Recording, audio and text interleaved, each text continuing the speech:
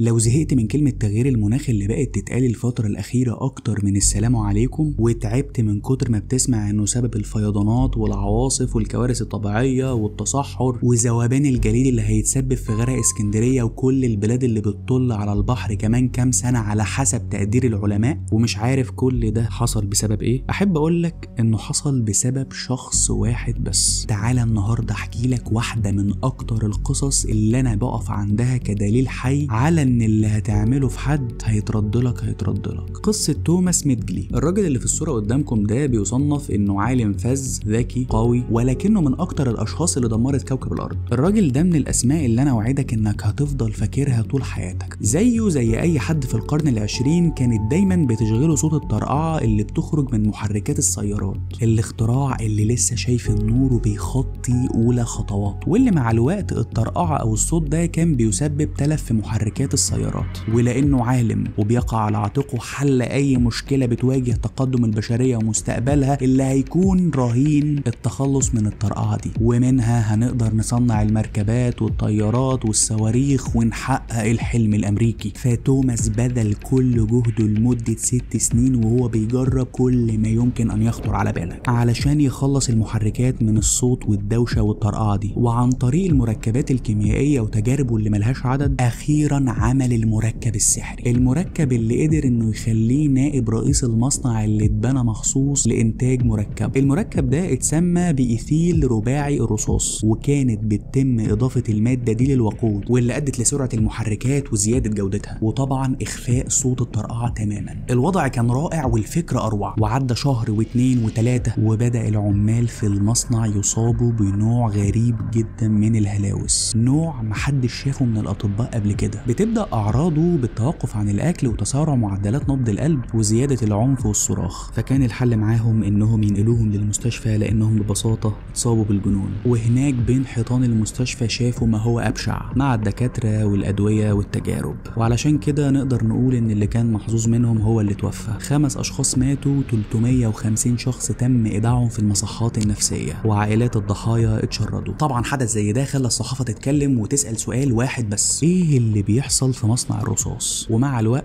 تمت الإجابة على السؤال ده بإن المادة دي مجرد ما بتلمس جسمك بتلتهم الجهاز العصبي وبتقوده لنوبات عنف شديدة بتتسبب في الجنون فيما بعد. وهنا هيظهر عالمنا الفذ توماس صاحب الاختراع العظيم اللي اعترف إن المادة فعلا مسممة، ولكننا يا جماعة نقدر نحل المشكلة لو اتبعنا إجراءات السلامة، لكن بلاش نكون مجانين ونوقف استخدامها، نوقف مستقبلنا، نوقف تقدمنا، نوقف حلمنا الأمريكي. وبعد ما تم منعها بالفعل من بعض الولايات، تم إلغاء حظر استعمالها، وده لأن المشرعين استجابوا لوجهة نظر توماس ورفضوا توقيف استخدام مادة الرصاص رغم كل اللي كان بيعانيه العمال السابقين في المصنع، واللي للأسف اللي حصل ده كان مجرد بروفا للي هيحصل في الأجيال القادمة. توماس لما فضلت تلاحقه الاتهامات بخطورة استنشاق المادة دي، عمل مؤتمر صحفي وقال إن مفيش أي خطورة منها، وجاب عينة واستنشقها أمام كل اللي موجودين في المؤتمر، وقال إننا بقالنا شهور متعايشين معاها وما حصلش أي حاجة. العقلاء كفاية من اللي كانوا موجودين واجهوه بان الامر لا يتعلق بمدى خطورتها او استنشاقها في شهر او شهرين، ولكن هيظهر الضرر الحقيقي على المدى البعيد بعد سنوات وربما عقود. المادة هتفضل عالقة في الهواء ومش هنقدر نجزم بمدى المصايب والكوارث اللي هتتسبب فيها وقتها. لكن النقد ده ما اخدش حقه الحقيقة، وانتصر توماس لمدة 20 سنة. 20 سنة قدر فيهم يسمم الارض. كمية الرصاص اللي خرجت من المركبات والسيارات فضلت معلقة في الهواء موجودة دلوقتي في عظامك ودمك ونفسك، خاصة لو انت من سكان المدن. وفقا للأبحاث نسبة الرصاص ما ينفعش تزيد في جسمك عن 3.5 مايكروجرام لكل ديسيلتر. في السبعينات 90% من أطفال أمريكا كان عندهم ضعف الكمية دي في أجسادهم. ووفقا للأبحاث توماس قدر انه يسمم 3 أجيال من الأطفال بسبب غاز الرصاص، وزود من خطر الإصابة بسرطان الجلد ومشاكل الجلد المرتبطة بالتعرض للأشعة فوق البنفسجية، وساهم بشكل كبير في الاحتباس العالمي. وده لأن تم إطلاق ما يقارب من 7 مليون طن من غاز الرصاص في الهواء، واللي ما زالوا موجودين لحد دلوقتي. طبعا توماس العظيم صاحب الاختراعات العظيمة كان في احتياج انه يعمل اختراع جديد علشان يكمل سلسلته في حل مشاكل البشرية زي ما كان بيزعم. الاختراع اللي كان مليان بالعيوب والمشاكل ابرزهم انهم ما كانوش قادرين يظبطوا درجة الحرارة، وانه مع الوقت التلاجة كانت بتشتعل وبتنفجر. واحب اقول لك انه ما كانش اشتعال عادي، فمثلا انفجار واحد من اللي حصل تسبب في موت 17 بني ادم في شيكاغو، فاضطروا انهم يستخدموا ماده ثاني اكسيد الكبريت اللي فعلا وقفت الاشتعال، ولكنها ماده شديده السميه. فكان توماس بيحاول انه يبحث عن ماده امنه وفي نفس الوقت تكون غير قابله للاشتعال، وعلى غرار طرق حله المعهوده توجه للجدول الدوري وعمل مركب مكون من ثاني كلوروفلوروميثان واللي اطلق عليه الاسم التجاري فريون 12. المركب ده يا سيدي من مميزاته انه بيقدر يبرد من غير ما يشتعل او يسبب الاحتراق، وبسببه وقتها اصبحت المبردات حقيقه والثلاجات في كل منزل. وعشان كده في نفس السنه تم تعيينه في مجلس اداره الجمعيه الامريكيه والاكاديميه الوطنيه للعلوم، وانهالت عليه الالقاب الشرفيه. بس للاسف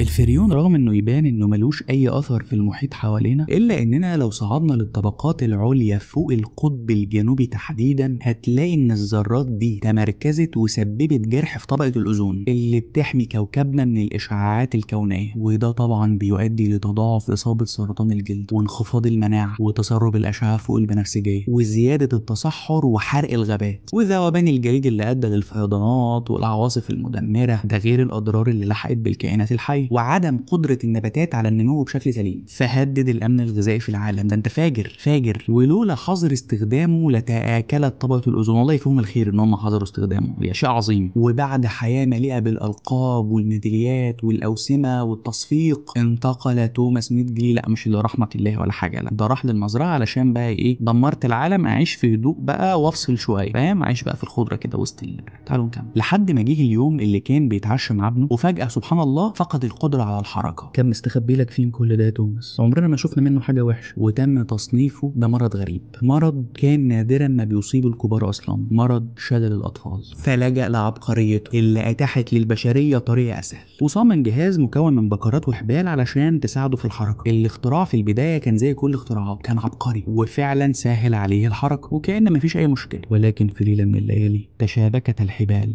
واتفقوا، حطوا ايديهم في ايد بعض ولفت على رقبته وهو بيحاول يقوم. عاش توماس العظيم ليلة كاملة بيواجه فيها كابوس الاختناق والموت بالبطيء بالجهاز اللي صنعته ايده، ومن سخرية القدر مات مخنوق باختراعه زي باقي اختراعاته اللي لسه بتخنقنا لحد الان. يا ترى وقتها توماس اعترف لنفسه بكل الحقائق اللي كان بيتحايل عليها، وان كل اختراعاته وافكاره وعبقريته كانت مؤذية للبشرية وللطبيعة بشكل كبير؟ يا ترى فكر في ايه وهو بياخد كل نفس بصعوبة؟ هل شاف قدامه كل الاطفال وامراضهم المناعية اللي ما كانش ليها علاج؟ هل شاف المستقبل والحرارة اللي بيعيشها كوكبنا النهاردة؟ هل شاف الكوارث اللي بنواجهها؟ هل شاف الأذى الحقيقي للكائنات البحرية والنباتات والإنسان؟ هل اعترف لنفسه أخيرا بمدى صعوبة الاختناق؟ ولا النفس الأخير مع الخيوط المتشابكة في إيده ورجله كانوا بيرسموا الرقصة الأخيرة كمحاولة أخيرة بالفخر بنفسه على ما صنعت يداه؟ توماس ميدلي بيصنف كأكثر رجل تسبب في فساد كوكب الأرض. توماس اللي خنقنا جميعا باختراعاته مات هو كمان مخنوق باختراعه. ما تأذيش حد كده او كده لانه هيقعد لك وهيترد لك